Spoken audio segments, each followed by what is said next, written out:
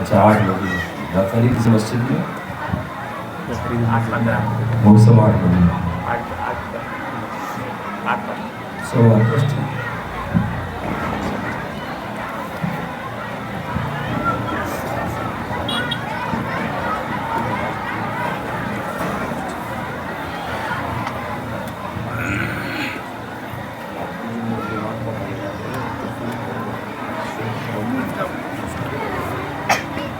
درود شریف پڑھنے سے اللہم صلی علی محمد وعلی آل محمد کما صلیت علی ابراہیم وعلی آل ابراہیم انک حمید مجید اللہم بارک علی محمد وعلی آل محمد کما بارکت علی ابراہیم وعلی آل ابراہیم انک حمید مجید۔ حضرات علماء کرام، عزیز طلباء، بھائیوں، بزرگوں اور دوستوں، پردہ نشین خواتین، مولانا ابراہیم صاحب نے اس مکتب کے جلسے کے بارے میں بتایا کہ 10واں جلسہ ہے۔ مجھے بھی تسلسل کے ساتھ شرکت کا اتفاق ہوتا رہتا ہے۔ الحمدللہ مکتب کی تعلیم تربیت ترقی کر رہی ہے۔ جیسا کہ مولانا ابراہیم صاحب نے کہا، مشغولیت تو واقعی بہت رہتی ہے، لیکن یہ سمجھنا چاہیے آپ کو بھی اور جو دوسرے ہمارے حفاظ علماء ہیں یہاں ان کو بھی، کہ ہم لوگوں کا اصل کام یہی ہے۔ ہم جو کام کرتے ہیں وہ ضرورت پر کرتے ہیں۔ جمعیت علماء کی وجہ سے سوشل ورک بہت کرنا ہوتا ہے۔ ابھی میں اسٹیج پہ بیٹھا ہوا تھا، ابھی اطلاعی اڑیسہ میں کسی ایک بچے کے ساتھ کچھ لوگوں سے لمبی چوڑی مار پیٹ ہوئی، وہ ابھی معاملہ چل رہا ہے۔ تو اگر آپ کے پاس نہ بیٹھا ہوتا تو میں ان سے رابطے میں آ جاتا۔ ہندوستان بہت بڑا ہے، 29 اسٹیٹ ہے، 125 کروڑ کی آبادی ہے، اور مسلمان شہر، گاؤں، دیہات، محلے میں پھیلا ہوا ہے۔ کچھ نہ کچھ اس کے تو معاملات اور مسائل آتے ہی رہتے ہیں۔ کبھی کہیں سیلاب ہے، کہیں زلزلہ ہے، اللہ بچائے، کہیں کوئی قحط سالی ہے، پریشانی ہے، تو جمعیت علماء کو وہ سارے کام کرنے پڑتے ہیں، دیکھنے پڑتے ہیں۔ مشغولیت رہتی بھی ہے، پھر مدرسہ ہے، مگر اصل کام ہم لوگوں کا پڑھنا پڑھانا ہی ہے۔ اور بڑے بڑے مدرسے جو آپ کو نظر آتے ہیں، اس کی آبادی انہی مکتبوں کی وجہ سے ہے۔ اس لیے سب سے بڑا کام وہ لوگ کر رہے ہیں جو قرآن شریف پڑھ رہے ہیں، پڑھا رہے ہیں۔ بڑے سے بڑا محل بھی آپ دیکھیں گے پتھر، اینٹ اور مسالے کے بغیر نہیں بنتا۔ لوگ بڑے بڑے مدرسوں کو دیکھتے ہیں، چندہ بھی دیتے ہیں، قدر بھی کرتے ہیں، وہاں پڑھانے والے بڑے بڑے علماء کو بڑا سمجھتے بھی ہیں، اور وہ ہیں بھی بڑے، اور ان کا کام بھی بڑا ہے، تفسیر قرآن کا، فقہ کا، فتویٰ لکھنے کا، حدیث شریف پڑھانے کا۔ لیکن سب کی بنیاد یہ مکتب ہے۔ ہر مسلمان کی ضرورت گاؤں کا مکتب ہے۔ ماں کی گود کو پہلا مدرسہ کہا جاتا تھا، اور جب عام طور سے مسلمانوں میں تعلیم عام تھی تو ایک ماں اپنے بچے کو چھوٹی عمر میں دین کی ضروری باتیں بتا دیا کرتی تھی۔ آپ کو یاد ہوگا پہلے یہ مکتب بھی نہیں تھا یہاں، بلکہ ہمارے آس پاس جو مسلمانوں کے بڑے شہر ہیں وہاں بھی مکتب کا رواج نہیں تھا، مدرسے بھی نہیں تھے، تو لوگ مسلمان کیسے تھے؟ تو انہوں نے اپنے گھروں میں کسی نے دادی سے، کسی نے نانی سے، کسی نے دادا سے، گھر کے بزرگوں سے دین سیکھ رکھا تھا۔ پھر قدم قدم پر اللہ کے نیک بندے، اولیاء اللہ بیٹھے ہوئے تھے اس علاقے کے، جن کو لوگ نیک سمجھتے تھے، ان کے پاس چلے جاتے، ان سے دین سیکھ لیتے تھے۔ جتنا دین ایک مسلمان کے لیے ضروری ہے، ماں اتنا سکھا دیا کرتی تھی۔ اگر ماں کو نہیں آتا تو محلے میں کوئی نہ کوئی خاتون ضرور ایسی رہتی تھیں جو ان کو اپنے گھر میں چھوٹے بچوں کو پڑھا دیا کرتی۔ بڑے بڑے علماء ہیں جن کو قرآن شریف کا ناظرہ، اردو لکھنا پڑھنا اور حفظ عورتوں نے کرایا ہے۔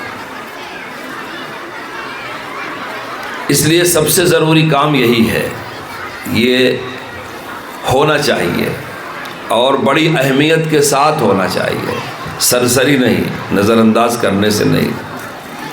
آپ غور کریں، حضرت رسول اللہ صلی اللہ علیہ وسلم پر پہلی وحی اتری غار حرا میں۔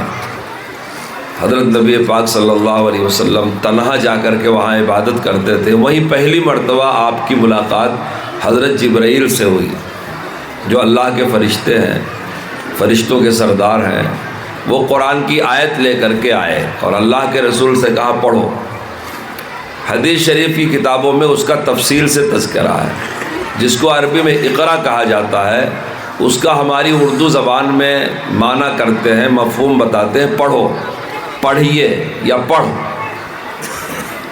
اللہ کے رسول نے کہا میں پڑھا ہوا نہیں ہوں، اور انہوں نے پھر اپنے سینے سے لگایا، پھر کہا پڑھ، تو آپ نے پڑھنا شروع کیا، اقرا بسم ربک الذی خلق۔ پوری دنیا کے پڑھنے والے جانتے ہیں کہ یہ پہلی وحی ہے جو اللہ نے جبرائیل کے ذریعے اپنے نبی کے اوپر اتاری۔ آپ غور کریں اسلام کا عقیدہ کیا ہے۔ ہمارے مکتب اور مدرسے میں 7واں کلمہ بچوں کو عقیدے کے حوالے سے سکھایا جاتا ہے، عقیدے کی کتاب بھی پڑھائی جاتی ہے۔ آمنت باللہ وملائکتہ وکتبہ ورسلہ والیوم الآخر والقدر خیرہ وشرہ من اللہ تعالی والبعث بعد الموت۔ اللہ پر ایمان لائے، فرشتوں پر ایمان لائے، رسولوں پر ایمان لائے، کتابوں پر ایمان لائے، جیسے قرآن شریف اللہ کی کتاب ہے، اور آخرت کے دن پر ایمان لائے، اچھی یا بری تقدیر پر جو ہوتا ہے اللہ کی طرف سے، اور مرنے کے بعد اٹھائے جانے پر کہ جو مریں گے تو مر کے مٹی ہو کے ختم نہیں ہو جائیں گے، پھر ایک دنیا بسائی جائے گی، قیامت جسے کہا جاتا ہے۔ ہر مرنے والا اٹھایا جائے گا اور اس کو قیامت میں حساب کتاب دینا ہوگا، آدم کی ساری اولاد اکٹھا ہوگی۔ یہ اسلام کا بنیادی عقیدہ ہے، اس میں سے سب کا تعلق ماننے سے ہے۔ آپ غور کریں، آمنت باللہ، اللہ کو ماننا، اسے ایک جاننا، پاک جاننا، بے عیب جاننا، اور اس کے فرشتوں کو آمنت باللہ و ملائکتہ، اس کے فرشتوں کو بھی ماننا، ان کی پوجا پاٹ نہیں کرنا، ان کو خدا کی مرضی میں دخیل نہیں سمجھنا، یہ سمجھنا کہ اللہ نے اس دنیا کا نظام بارش برسانے کا، روزی بھیجنے کا، نامہ اعمال لکھنے کا، جان نکالنے کا فرشتوں کے ساتھ جوڑ رکھا ہے۔ پوری دنیا میں اللہ کے فرشتے پھیلے ہوئے ہیں، ہر آدمی کے ساتھ ہے، اس کے اچھے برے اعمال لکھتے رہتے ہیں۔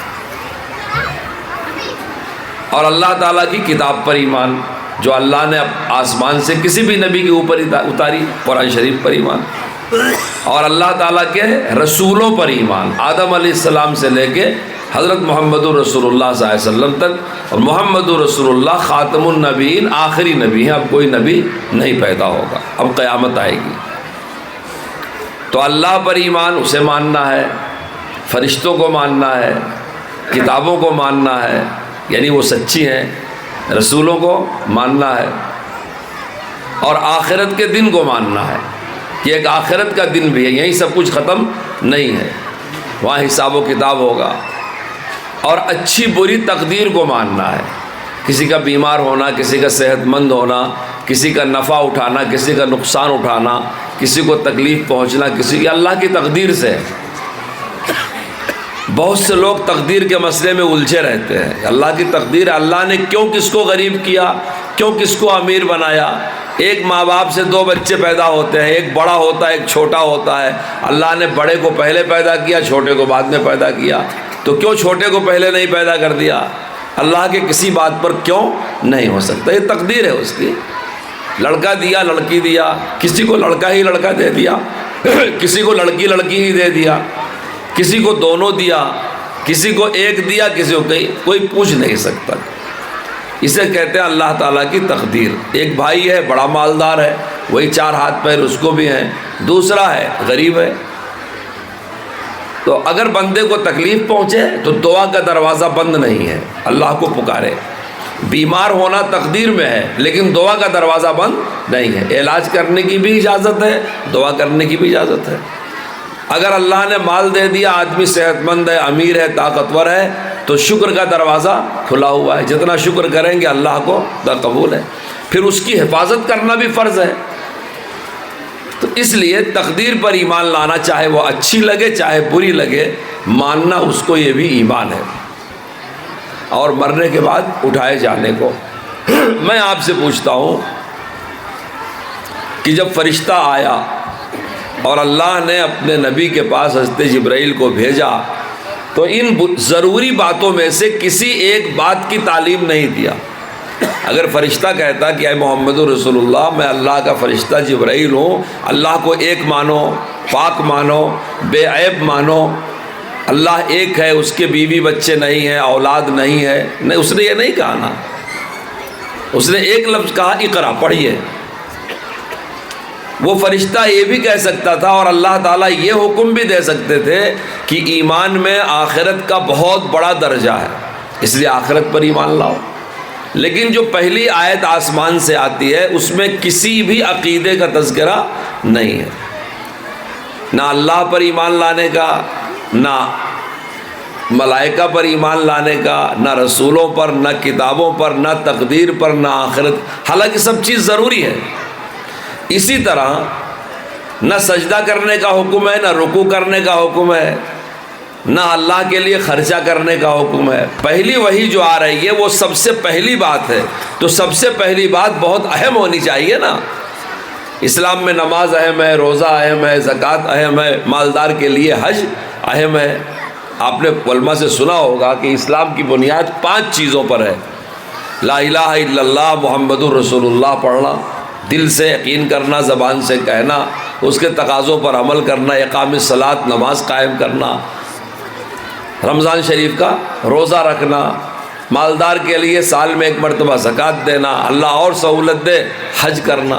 لیکن جو پہلی آیت قرآن کی اتر رہی ہے غار حرا میں، اللہ کا فرشتہ آ رہا ہے، وہ نہ ایمان کی چیزوں میں سے کسی کا حکم دے رہا ہے اور نہ ہی عمل کی چیزوں میں سے کسی کا حکم دے رہا ہے، وہ ایک ایسی چیز دے رہا ہے، کہہ رہا ہے اقرأ بسم ربک الذی خلق، کہ اے نبی پڑھیے اللہ کے نام سے جس نے پیدا کیا۔ یہ کیوں ہے؟ علماء لکھتے ہیں کہ علم کی مثال روشنی جیسی ہے۔ آدمی جب جانے گا تبھی تو اللہ کو جانے گا۔ اگر اس کو نالج اور علم نہیں ہے تو اللہ کے بارے میں کیا یقین رکھے گا، کیا سمجھے گا کہ اللہ کون ہے، اس کی کیا قوت ہے، اس کی کیا طاقت ہے، اس کے کیا صفات ہیں، وہ کیسے ساری کائنات چلاتا ہے؟ پڑھائی سے ہی تو جان پائے گا آدمی۔ اگر پڑھے گا، علم ایک روشنی ہے، ایک نور ہے، اور جہالت ایک اندھیرا ہے۔ بے علم نہ خدا کو پہچان سکتا ہے نہ خود کو پہچان سکتا ہے۔ تو جانکاری اور معلومات یہ اسلام میں سب سے بنیادی اور سب سے ضروری اور سب سے پہلی چیز ہے۔ جیسے ایک اندھیرے کمرے میں بالکل اندھیرا ہے، آدمی کو اپنا ہاتھ بھی نظر نہیں آتا، اب اس کے سمجھ میں نہیں آتا کہ اس کمرے میں رسی ہے، سانپ ہے، لوگ ہیں، دیوار کدھر ہے، دروازہ کدھر ہے، چھت کتنا اونچا ہے، کچھ نہیں، اندھیرا اندھیرا ہے۔ لیکن کبھی آپ سوچو اگر اس میں ایک چھوٹا سا بلب 0 واٹ کا ہی ایک چھوٹا سا چراغ چلا دیا جائے، آج کل ٹیلی فون آپ کے ہاتھ میں چھوٹی سی اس کی لائٹ ہوتی ہے، جلا دیں تو آپ کیا سمجھتے ہیں؟ بالکل اندھیرے گھر میں اتنی روشنی سے کچھ تو فائدہ ہوگا، کچھ تو سمجھ میں آ جائے گا۔ اگر 1000 واٹ کی روشنی نہیں بھی ہوئی، چھوٹا سا ایک چراغ جل گیا تو کچھ تو اندھیرا کم ہوگا۔ یہی مثال علم کی ہے، علم ایک چراغ ہے، علم ایک روشنی ہے۔ اگر کسی آدمی کو تھوڑا سا بھی علم ہوگا تو وہ اللہ کے ساتھ کبھی شرک نہیں کرے گا۔ اللہ پر عقیدہ جبھی درست ہوگا جب ذرا سا علم ہوگا، اسے کچھ تو جانے گا نا۔ رسول اللہ کے بارے میں اس کا خیال جبھی صحیح ہوگا جب اس کو نالج ہوگی۔ قرآن شریف جبھی پڑھے گا جب اس کو علم۔ جتنی بھی چیزیں اسلام میں ماننے کی ہے یا جتنی بھی چیزیں کرنے کی ہے، سب کی بنیاد علم ہے، نالج ہے، جانکاری ہے۔ اس لیے علم کی روشنی یہ سب سے ضروری روشنی ہے. ہر مسلمان مرد، ہر مسلمان عورت کے لیے اتنا علم سیکھنا ضروری ہے جتنے سے وہ خود کو پہچان لے اور اللہ کو پہچان لے. بہت سارے لوگ ہیں، ہم کیا سمجھتے ہیں، میں ہوں، میرا نام عبد الرحمن ہے، میرے ابا کا نام عبداللہ ہے، میں بھی کتو کوٹا کا رہنے والا ہوں، اپنے آپ کو پہچان لیا. یہ آپ کی پہچان نہیں ہوئی. کوئی ایک پیدا کرنے والا ہے، مجھے معلوم ہے، یہ اللہ کی پہچان نہیں ہوئی. آپ جب اللہ کے بندے ہیں اور نہیں تھے پھر پیدا ہوئے تو ظاہر ہے آسمان سے تو نہیں ٹپکے ہیں، ماں باپ سے پیدا ہوئے ہیں. تو ان ماں باپ کا حق جاننا، یہ اپنے کو پہچاننا. آپ ان کی اولاد ہیں، وہ آپ کے ماں باپ ہیں، ان کا حق ہے آپ کے ذمہ. ان کے ساتھ آپ کیا کر سکتے ہیں، کیا نہیں کر سکتے. پھر آپ دنیا میں اکیلے نہیں آئے، آپ کے ساتھ بھائی بہن بھی پیدا ہوئے ہیں، ان کا کیا حق ہے. پھر جس دنیا میں اللہ نے آپ کو پیدا کیا ہے، یہاں زمین ہے، آسمان ہے، پانی ہے، درخت ہے، ہوا ہے، ان اللہ کی مخلوق کا آپ کے اوپر کیا حق ہے، ان کو کیسے برتا جائے گا. آپ تو خود مختار نہیں ہے نا کہ جو زمین چاہیں قبضہ کر لیں، جتنی ہوا چاہیں قید کر لیں، جو چیز چاہیں کاٹ دیں، پیٹ دیں، جو نہیں. تو اپنے کو پہچاننے کا مطلب یہ ہے کہ آپ جو اللہ کے بندے ہیں تو اس دنیا کے ساتھ آپ کا رشتہ اور تعلق کیا بنتا ہے. راستہ چلنا ہے تو کیسے چلنا ہے. پھر جب آپ بڑے ہونے لگے اور ضرورت ہے آپ کو کھانے کی، پینے کی، لباس کی، تو ان چیزوں کا حق پہچاننا یہی تو بندگی ہے، یہی تو اپنے آپ کو پہچاننا ہے. پھر اگر آپ کسی ایسی جگہ ہیں جہاں لوگ آپ سے محبت بھی کرنے والے ہیں، دشمنی بھی کرنے والے ہیں، تو دونوں کے ساتھ کیسے برتاؤ کیا جائے، یہ بھی تو اپنے آپ کو پہچاننا ہے. اسے کہتے ہیں حقوق کی تعلیم. اگر آپ کسی کے پڑوس میں ہیں، کسی کے پارٹنر ہیں، ایسا دنیا میں کوئی آدمی نہیں ملے گا جو کسی پر ڈیپینڈ نہ ہو. ہمارے نوجوان بچے آج کل جوانی اور طاقت کے جوش میں منمانی کام کرتے ہیں. بہت دیکھ کر کے افسوس ہوتا ہے. ماں باپ پر دباؤ ڈال کے ٹیلی فون خرید لیتے ہیں، گاڑی خرید لیتے ہیں، رنگ روڈ پر ریس کرتے ہیں، گرتے ہیں، ہاتھ پیر ٹوٹتا ہے. کوئی چچا، ماموں، بڑا آدمی اگر ٹوکت بولتے ہیں کس کا کیا ہوتا ہے، ہم جو چاہیں کریں گے. نہیں، کوئی دنیا میں کوئی بھی آدمی ایسا نہیں ہے جو کسی کا محتاج نہ ہو. تم کسی نہ کسی پہ ڈیپینڈ ہو، کہیں نہ کہیں تمہارا کنیکشن ہے، تعلق ہے. اگر تمہارا ہاتھ پیر ٹوٹے گا تو بولتے ہو کسی کا کیا ہے، جس ماں نے پیدا کیا اس کو تکلیف ہوگی نہیں تکلیف ہوگی. اللہ کی جو نعمتیں دنیا میں ہیں تمہاری سرجری کے لیے استعمال کرنا ہوگا نہیں استعمال کرنا ہوگا. تم کو اٹھا کر کے لاد کے اسپتال لے جائیں گے تو یہ غرور کسی کا کیا ہوتا ہے، ہم ایسے ہی کریں گے. یہ سب جہالت کی باتیں ہیں کہ آدمی خود کو نہیں پہچانتا، اس کی سوچ نہیں ہے. جوانی اور طاقت کے نشے میں اس کی سوچ باؤنڈ ہو چکی ہے، بریکٹ ہو چکی ہے، اندر کی روشنی اندھی ہو چکی ہے. اس لیے یہ نہیں سوچتا کہ میری ماں گھر میں انتظار کر رہی ہے، بوڑھا باپ کس حالت میں ہے، قرض لے کر کے چیزیں نہیں. سر سے چلتا ہے، ٹکراتا ہے، ہاتھ پیر توڑ لیتا ہے، ماں باپ بیچارے روتے پھرتے ہیں، خود کو تکلیف، دوسروں کو تکلیف. تو اپنے آپ کو پہچاننے کا یہ مطلب ہے کہ آپ تنہا پیدا ہو نہیں، ماں باپ کے حقوق کو پہچانیں، پڑوسیوں کے حقوق کو پہچانیں، اللہ کی مخلوق کی، یہ اپنی پہچان ہوئی. اور اللہ تعالیٰ کو بھی پہچانیں گے جس نے ہم کو پیدا کیا ہے. ہر آن ہم اس کے محتاج ہیں، ہر آن اس کے محتاج ہیں. ابھی سانس رک جائے تو پوری دنیا مل کر کے سانس چلا نہیں سکتی. اگر دنیا میں کوئی طاقت ہوتی تو مرنے والوں کو کوئی مرنے نہ دیتا.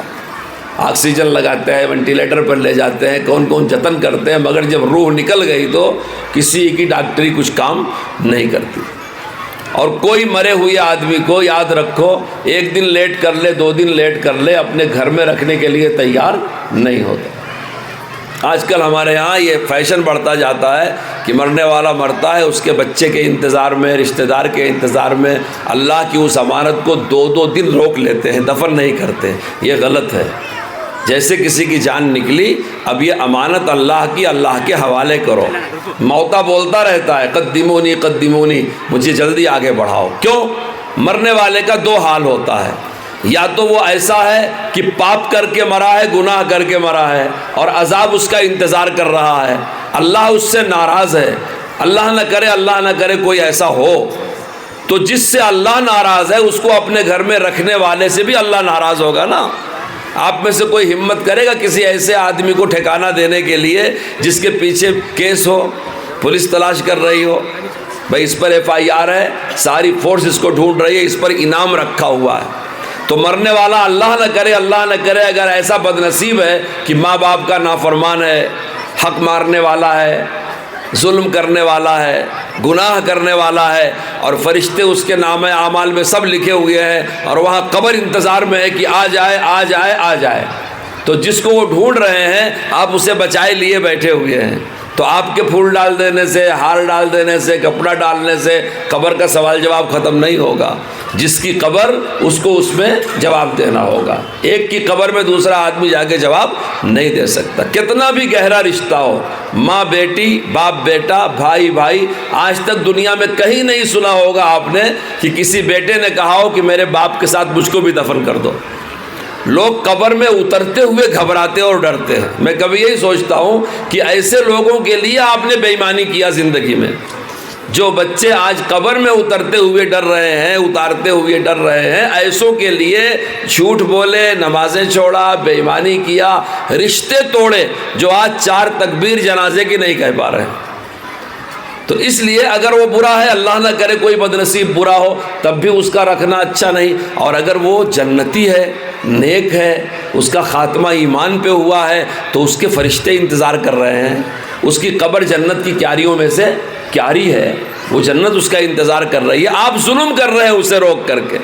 वहाँ उसका इस्तकबाल करने के लिए पूरी जन्नत खड़ी हुई है, जन्नत की खिड़की खुली हुई है, खुशबू और हवाएं जन्नत से आ रही हैं, फरिश्ते उसके अमाल को बेहतरीन लपेटे हुए अल्लाह के हुजूर ले जा रहे हैं। आप उसके ऊपर जुल्म कर रहे हैं कि उसको उन नेमतों से दूर करके रोके हुए, क्योंकि मोमिन की आखिरत मोमिन की दुनिया से बेहतर है। इसलिए मेरे दोस्तों, आदमी अकेला नहीं पैदा हुआ है दुनिया में, वो दुनिया में है तो उसको दुनिया वालों का हक जानना, पहचानना, ये अपने पहचानने में दाखिल है। यही बंदगी है कि बंदा अपने को पहचाने और अल्लाह को पहचाने कि अल्लाह कितनी कुदरत वाला है, उसका हमारे ऊपर क्या एहसान है। अगर वो ना चाहे, बहुत सारे लोग ताकत के, दौलत के, पैसे के गुरूर में खुदा के हुक्म की नाफरमानी कर देते हैं। आप अंदाज़ा लगाओ, अगर कभी आपके सर में दर्द हो तो आप उस दर्द को ख़त्म करने पर कुदरत नहीं रखते। इंसान इतना मजबूर है। हज़रत अली के सामने एक आदमी आया, उसने कहा कि इंसान को अल्लाह ने अख्तियार दिया है। हज़रत फरमाया, हाँ अख्तियार भी दिया है और मजबूर भी है इंसान। कहने लगा कैसे? हम तो अपना काम अपनी मर्ज़ी से करते हैं, जो चाहते हैं करते हैं, जहाँ चाहते हैं। हज़रत फरमाया नहीं, उसका एक लिमिट है, एक हद है उसकी। बहुत से लोग आलिम उलमा से आकर के सवाल करते हैं उल्टे पलटे, क्योंकि उनको दीन की बेसिक नॉलेज नहीं होती। हज़रत अली ने कहा ठीक है, खड़े हो जाओ। खड़ा हो गया वो आदमी, तो उससे कहा एक पैर उठाओ, उठा लिया टक से। हज़रत ने कहा दूसरा वाला उठाओ।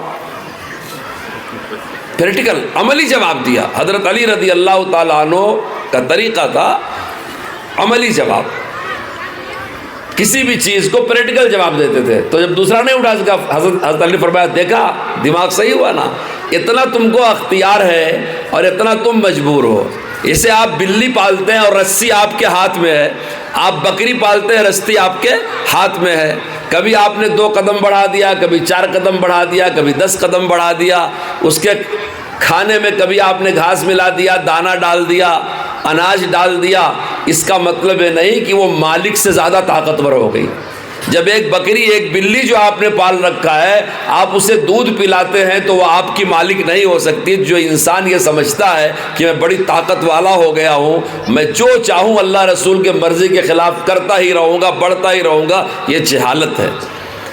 अल्लाह ने ढील दे रखा है। एक गुनाह किया अल्लाह नहीं पकड़ करता, दूसरी गुनाह किया अल्लाह नहीं पकड़ करता, तीसरे गुनाह किया अल्लाह ढील देता है, क्योंकि वो अरहमुर राहिमीन है, माफ़ करता है, अपने बंदों से मोहब्बत करने वाला है। ये बड़ा कमीनापन है कि ढील पाने के बाद हम ये समझते हैं कि अल्लाह ताला आजिज़ है, अलियाज़ु बिल्लाह, वो हमारे ऊपर ताकत नहीं रखता।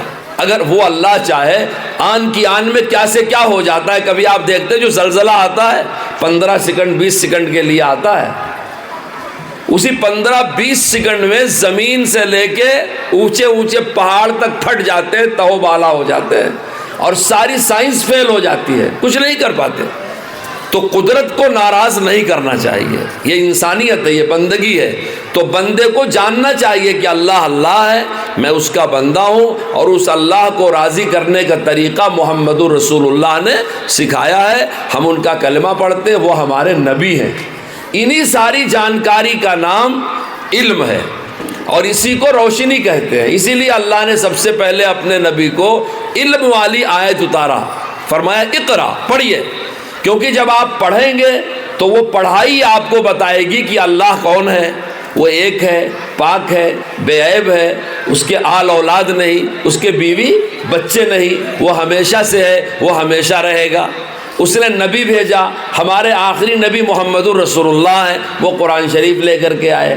مرنے کے بعد دوبارہ ایک آخرت کی زندگی ہے، وہاں اعمال کا حساب کتاب ہوگا، اچھے لوگوں کو جنت ملے گی، نافرمانوں کو عذاب میں جہنم ملے گی۔ یہ ساری چیزیں پڑھنے سے جانیں گے، پڑھیں گے تب یہ جانیں گے کہ انصاف کیا ہے اور ظلم کیا ہے۔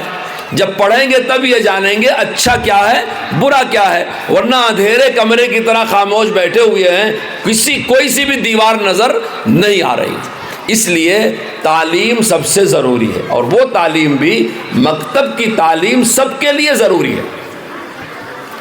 آپ لوگ بار بار نام سنتے ہیں ہندوستان میں دارالعلوم دیوبند کا، جمعیت علماء کا، دینی مدرسوں کا۔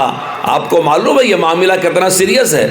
تمام بڑے مدرسوں نے، تمام بڑے اداروں نے، تمام تنظیموں نے یہ ریزولیشن پاس کیا ہے کہ ہر مدرسے والے، ہر تنظیم والے، ہر کمیٹی والے اپنے ٹوٹل بیلنس شیٹ کا 10% ان چھوٹے بچوں کے پڑھانے پر خرچہ کریں۔ غور سے سنیے میری بات، آپ کے بھی ٹرسٹ ہوں گے، آپ بھی مسجدوں کے متولی ہوں گے، آپ بھی مدرسوں کے ممبر ہوں گے، آپ بھی مدرسوں میں پڑھاتے ہوں گے، صدر محتمم ذمہ دار ہوں گے۔ ہمارے بزرگوں نے یہ سفارش کیا ہے، ریزولیشن پاس کیا ہے ہندوستان کے ان مسلمان بچوں کی تعلیم کے لیے کہ آپ کو جو کچھ بھی قوم چندہ پٹی دیتی ہے، یا آپ کو دکانوں سے آمدنی ہوتی ہے، یا غلہ پیدا ہوتا ہے، آپ غلہ وصول کرتے ہیں، کہیں پھلی، کہیں گیہوں، کہیں چاول، اس کا 10% آپ کو فکس کر دینا ہے۔ کس کے لیے؟ ان محلے اور گلی کے بچوں کے لیے جن کا مسلمان ہونا ضروری ہے۔ اگر یہ بچپن میں مسلمان نہیں ہوئے، ڈاکٹر بن گئے لیکن اسلام نہیں جانتے، وکیل بن گئے مگر اسلام نہیں جانتے، ماں باپ کو ان کے مسلمان بنانے پر توجہ نہیں ہے۔ اسکول تلاش کریں گے بہت اچھے والا، کالج تلاش کریں گے بہت اچھی والی، کوچنگ لگائیں گے عالی شان، ٹیوشن کرائیں گے عالی شان، تاکہ میرا بچہ دنیا کی زندگی 60-70 سال کی، بہت بڑا ڈاکٹر ہے، جب بوڑھا ہو جاتا ہے انجیکشن نہیں لگا پاتا۔ بہت بڑا ماسٹر ہے، بوڑھا ہو گیا، دانت ٹوٹ گئے، سبق نہیں لے پاتا۔ بڑا پروفیسر ہے، بوڑھا ہو گیا، نہیں پڑھا سکتا۔ آپ کو پورے ضلع میں 100 سال کا کوئی ڈاکٹر، ماسٹر، مولوی، مولانا، مالدار، لیڈر کوئی ملے گا؟ دنیا کی زندگی 60 70 80 سال میں ختم ہے۔ ماں باپ اس زندگی کے لیے اپنے بچے کے پیچھے کتنی محنت کرتے؟ کتاب، میں منع نہیں کرتا محنت کرنے سے، میں کہتا ہوں کرنا چاہیے۔ مسلمان بچہ ہر فیلڈ میں انٹیلیجنٹ ہونا چاہیے، آگے بڑھنا چاہیے، لیکن ہم مسلمان ہیں دنیا کے لاکھوں کروڑوں انسانوں میں، اور ہمارے میں یہ فرق ہے کہ ہم محمد الرسول اللہ صلی اللہ علیہ وسلم کے امتی ہیں، ہم آزاد نہیں ہیں، ہم ایمان رکھتے ہیں، ہمارے پاس ایک اللہ کی کتاب ہے قرآن شریف، ہمارے پاس ہمارے نبی کا ایک پیارا طریقہ ہے، اور ہمارا یہ عقیدہ ہے کہ اسی میں نجات ہے۔ ہم اس جیسا ہی چلیں گے تبھی دنیا اچھی ہوگی، تبھی آخرت اچھی ہوگی۔ مسلمان کی دنیا مسلمان کے دین کے تابع ہے۔ اگر دین اچھا ہوگا دنیا پیروں میں آئے گی، اور اگر دین اچھا نہیں ہوگا تو دنیا آنے کے بعد بھی تکلیف دے کر کے جائے گی۔ مفتی شفیع صاحب رحمۃ اللہ علیہ ہمارے بزرگ ہیں، وہ فرماتے ہیں کہ آپ پیسوں سے سکون کا سامان تو خرید سکتے ہیں، سکون نہیں خرید سکتے۔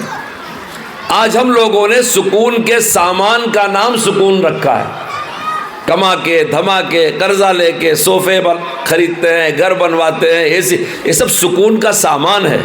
اس کے بعد بھی سکون نہیں ملتا۔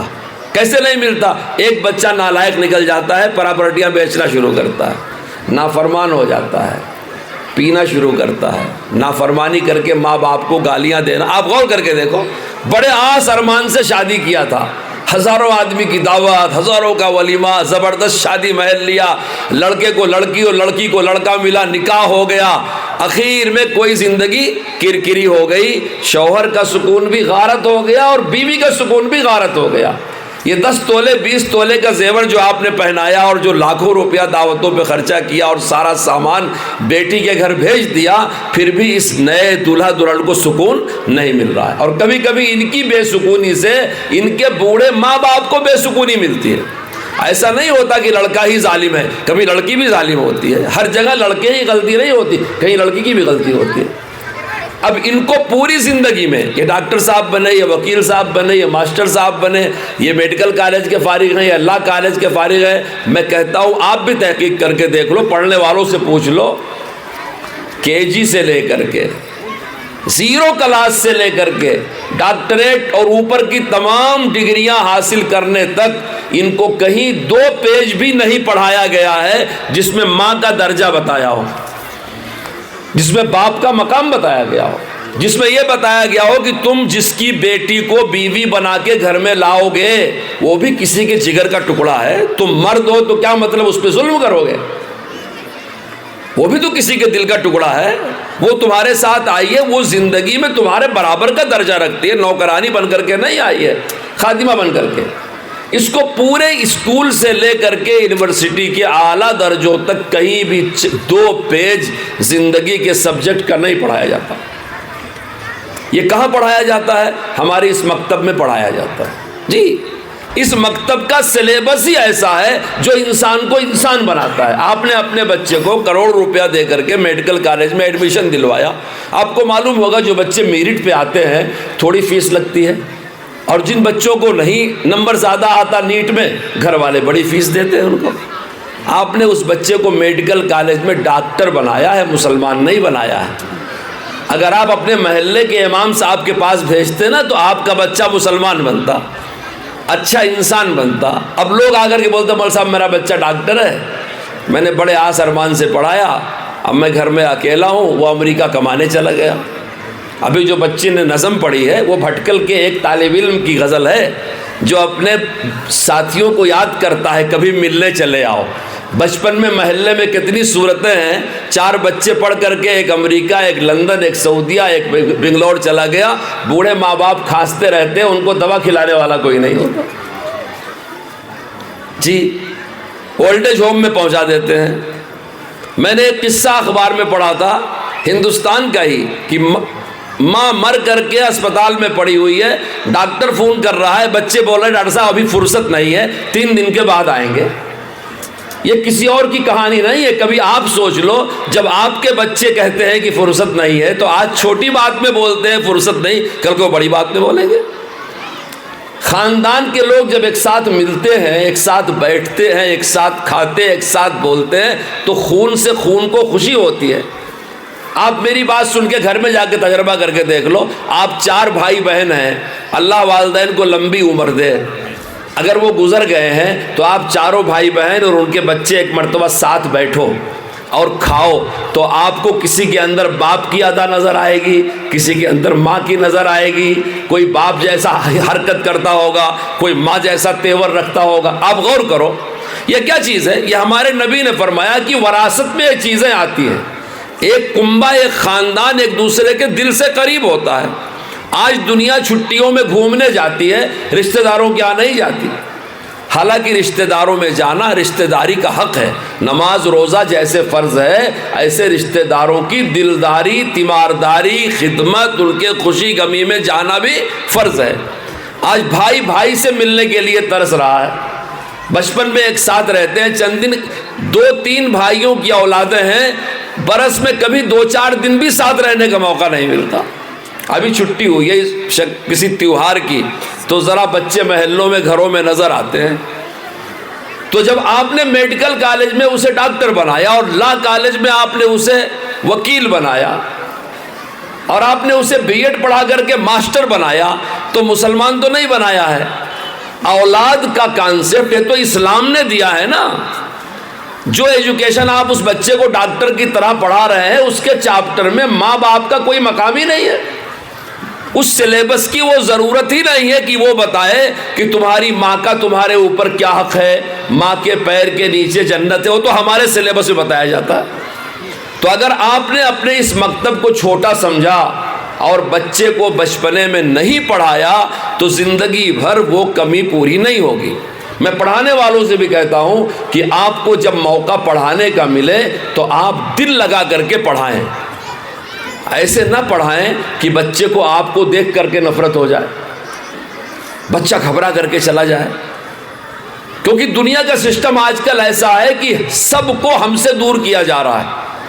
ہماری داڑھی کو, ہماری ٹوپی کو, ہماری پگڑی کو, ہماری صورت کو دہشت گرد کا ٹھپا لگایا جاتا ہے. صاحب یہ آتنکی لوگ ہیں, یہ مدرسے اور یہ مسجدیں یہ پورے انڈیا کے لیے خطرہ ہے, پورے دنیا کے لیے خطرہ ہے. یہ بڑے بیکورڈ ہیں, ان کو معلوم نہیں کہ دنیا میں کیا ہو رہا ہے. اور جب موقع آتا ہے تب پتہ چلتا ہے کتنا معلوم ہے کتنا نہیں معلوم ہے. تم کو صرف اتنا معلوم ہے کہ تم پیسہ کمانے کی مشین ہو, بس اتنا معلوم ہے. سکون کی زندگی تم کو حاصل نہیں ہے. جو تم نے خرچہ دیا ہے اس کی کچھ رسیدیں ڈگری کے نام پہ تم کو مل گئی ہیں. اور کتنے لوگ آج جو بڑی بڑی ڈگریاں لے کر کے بے روزگار ہیں, ایک دو نہیں, اور صرف ہندوستان میں نہیں, ان تمام ملکوں میں جہاں لوگوں نے انسانیت کو اپنے اسکول کالج یونیورسٹیوں سے الگ کر دیا, جہاں دھرم اور مذہب کو لوگوں نے ایجوکیشن سسٹم سے الگ کر دیا ہے, آج کہیں بھی سکون نہیں ہے. تو آپ پیسے سے سکون کا سامان خرید سکتے ہیں, سکون نہیں خرید سکتے. سکون کہاں ملتا ہے؟ ماں باپ کے ساتھ بیٹھیے, خوش ہے, آپ بھی خوش ہیں, آپ باسی چاول کھا رہے ہیں, سوکھی روٹی کھا رہے ہیں, لیکن آپ کی بیوی خوش ہے, آپ کے بچے خوش ہیں, آپ بڑے مقدر والے ہیں. ایک قصہ یاد آیا, ایک بادشاہ تھا, وہ بڑا غمگین رہتا تھا. خوشی کا اور سکون کا تعلق مال سے نہیں ہے, اس کے دل کو بڑا غم کھایا جاتا تھا. کچھ ہوا ہوگا نقصان, کبھی کبھی ایسا ہوتا ہے کہ آدمی اندر اندر سے ٹوٹنے لگتا ہے. اس لیے میں لوگوں سے کہا کرتا ہوں دینداروں سے دوستی کرو, اپنے امام سے, اپنے مولوی صاحب سے, اپنے حافظ صاحب سے, اور ان کو اکیلے میں اپنی باتیں بتایا کرو. جب آپ ان کو اپنا غم بانٹو گے تو ہلکا ہوگا. اور وہ حافظ عالم ہیں, رسول اللہ کے جانشین ہیں, آپ کے لیے دعا کریں گے تو آپ کی تکلیف دور ہوگی. میں ان عالموں حافظوں سے کہتا ہوں جب کوئی اپنا دکھ آپ کو بتائے تو آپ اس کا مذاق نہ اڑایا کرو, کم سے کم اس بیچارے کے لیے دعا کر دیا کرو. تو ایک بادشاہ تھا, بڑا غم سے اندر اندر ٹوٹ رہا تھا.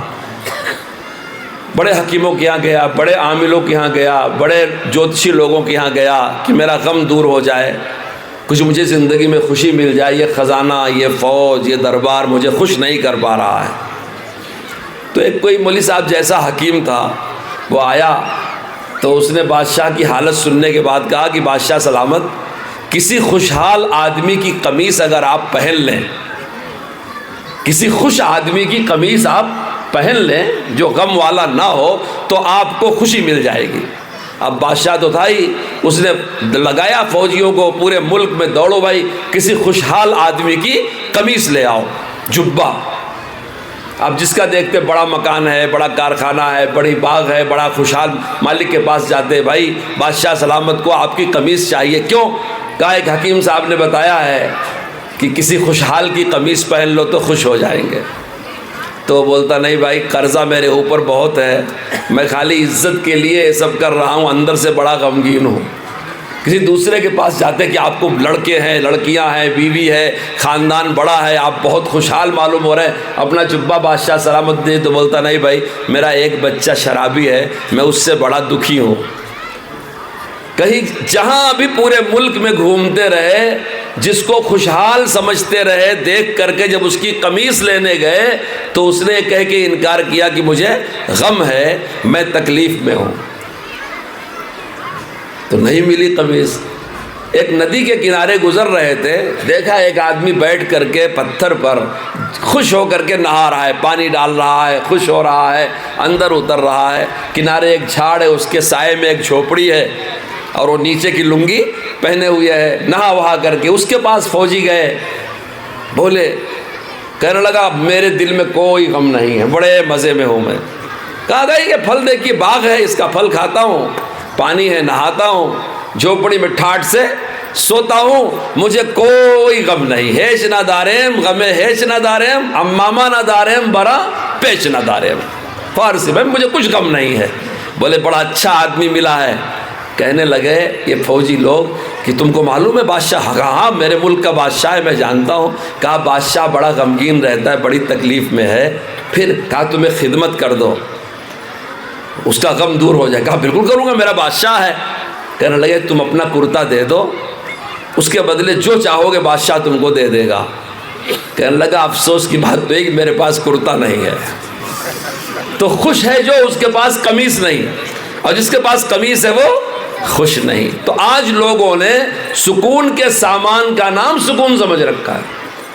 ہم مسلمان ہیں، ہمارا سکون تسبیح میں ہے، تلاوت میں ہے، ماں باپ کی فرما برداری میں ہے، بیوی سے خوشگوار تعلقات رکھنے میں ہے، اپنے بچوں پر شفقت کرنے میں ہے، پڑوسیوں سے اچھی طرح پیش آنے میں ہے، اخلاق سے زمین پر چلنے میں ہے، اس میں ہمارا سکون ہے۔ ہم صبح سے شام تک سکون والے کام نہیں کرتے۔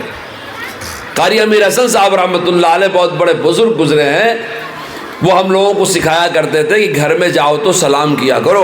حضرت رسول اللہ صلی اللہ علیہ وسلم اپنے گھر میں جاتے تھے تو سلام کرتے تھے۔ آپ جب گھر میں جاتے تو سلام رات کو اس طرح سے کرتے تھے کہ آپ کی بیوی یعنی امت کی مائیں اگر جاگ رہی ہوں تو آپ کا سلام سن لیں اور اٹھ کے ساتھ میں شریک ہو جائے جو بھی کام گھر کا ہوگا، اور اگر سو گئی ہوں تو اتنے زور سے سلام نہیں کرتے تھے کہ ان کی نیند اچاٹ ہو جائے۔ وہ سلام کرنے کا آپ کی ادا ایسی تھی کہ جاگنے والے سن لیں، سونے والوں کی نیند نہ خراب ہو۔ قاری صاحب یہ کہنے کے بعد بولتے تھے کہ سب لوگ آ کے بولتے ہیں میری بیوی میری بات نہیں مانتی، جب گھر میں داخل ہوتے ہیں دھڑکا کر کے، ہنگامہ کر کے، چیخ پکار، دادا نانا بننے کے بعد بھی اپنی بیوی کو عزت نہیں دیتے۔ ہمارے ایک بزرگ مولانا زین العابدین صاحب ہیں، اس وقت بیمار ہیں، اللہ تعالیٰ شفا عطا، اکثر کہا کرتے ہیں کہ ادب سے بات نہیں کرتے۔ حاجی حج میں جا رہے ہیں وہاں بھی بے ادبی سے ارے ترے سے بات کرتے ہیں۔ وہ کہتے ہیں کیا کی بورڈ بدلنا پڑے گا ادب سے بات کرنے کے لیے؟ اندازہ لگائیے۔ تو ہم جہاں سکون ملنا ہے وہاں ہم ماحول خراب کیے رہتے ہیں۔ بچے باپ کو دیکھ کر کے کبھی کبھی ایسا ڈرتے ہیں کہ اپنے دل کی بات کہہ نہیں پاتے، اور کبھی کبھی بچہ بڑا ہونے کے بعد ایسا اپنے آپ کو مینٹین کرتا ہے کہ ماں ڈرتی رہتی ہے۔ روایت میں ہے کہ وہ بیٹا بہت بدنصیب ہے جس کو ماں اپنی بات دل کی کہنے کے لیے سوچنے لگے کہ بیٹے سے کیسے کہوں۔ اسے ایسا رکھنا چاہیے اپنا ماں کو معاملہ کہ اس کی ماں جو چاہے اس سے کہہ دے، اچھی بری ڈانٹ ڈپٹ، کیونکہ یہ اولاد ہے، اس کی وہ ماں ہے، اس کا وہ باپ ہے۔ تو جو سکون کے کام ہے صبح سے شام تک ہم تو اسے کرتے نہیں، نہ بیوی سے خوش ہو کر کے بولتے، نہ اپنے بچوں کو اپنا سمجھتے کہ ان کے ساتھ ٹائم دیں۔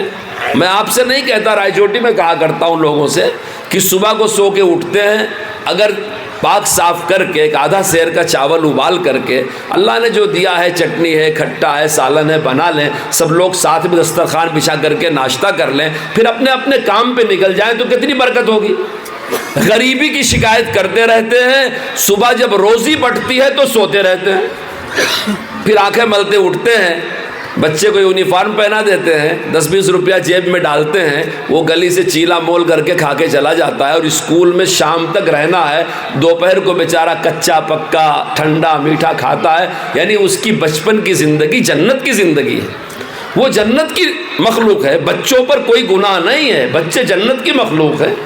آپ ماں باپ ہو کر کے اتنا بڑا ظلم اس کے اوپر کر رہے ہو کیریئر بنانے کے لیے کہ صبح کو گلی کا چیلا کھلا کے بھیج رہے ہو، دوپہر میں ٹھنڈا کھانا دے رہے ہو، وہ شام کو تھکا ہوا جب آتا ہے، بھائی آپ کا بچہ کیوں مکتب کو نہیں آ رہا؟ کیا کہے مول صاحب ذرا ٹیوشن لگایا۔ وہ بیچارہ 5 بجے آ کے بستہ الٹتا ہے، جتنا اس کا وزن اتنا بستے کا وزن، پھر آپ ٹیوشن کے لیے بھیج دیتے ہو۔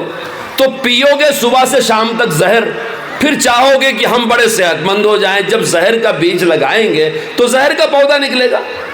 تو نہ بچوں کے ساتھ ہم اخلاق اور محبت سے پیش آتے۔ آپ غور کر کے دیکھو، پھر جو گھر کے مالک ہیں بڑی کمائی کرتے ہیں، محنت کرتے ہیں، ہر گھر کا ذمہ دار کما کر کے اپنی بیوی بچوں کو پالتا ہے، احسان ماننا چاہیے، کپڑے سلواتا ہے، پیسے دیتا ہے، کبھی کبھی قرض لینا پڑتا ہے، اس کی تکلیف اسی کو معلوم ہے۔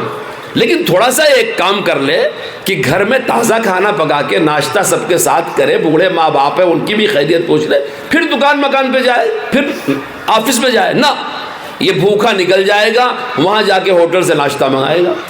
اور 10 بجے محترمہ گھر کی خواتین اٹھیں گی، جب کپڑا وپڑا درست کریں گی، جب سحری روزی کا فرشتہ روزی بانٹ کے چلا گیا۔ ہماری اولاد جس کے لیے ہم سب کرتے ہیں، وہ گلی کی دکان سے چیلا مول کے ناشتہ کر کے چلا گیا اور دوپہر کو اسکول میں کچھ کھائے گا ٹھنڈا۔ اور وہ مرد جس کا احسان سر سے پیر تک ہے کہ اپنے آپ کو بیچ کر کے وہ کمائی کر رہا ہے، بھوکا پیاسا رہ کر کے، اس نے ہوٹل سے ناشتہ منگائے کر لیا، اب 10-11 بجے کھانا پکے گا۔ یہ ہماری زندگی کا سسٹم بگڑا ہوا ہے۔ میں یہ کہنا چاہتا ہوں کہ ہم سکون والے کام نہیں کرتے، سکون کیسے ملے گا؟ اس لیے میں نے صرف ایک مثال دیا کہ سکون اللہ کے دین میں ہے۔ اسکول کالج میں سلیبس سکون والا نہیں پڑھایا جاتا، وہاں یہ سلیبس پڑھایا جاتا ہے کہ آپ کتنا کما سکو۔ وکیل کس طرح سے رہے تو زیادہ کمائی ہوگی، ڈاکٹر کس طرح سے رہے زیادہ کمائی ہوگی، ماسٹر کس طرح سے زیادہ کمائے، انجینئر کس طرح زیادہ کمائے۔ کہیں آپ کو نہیں سکھایا جاتا کہ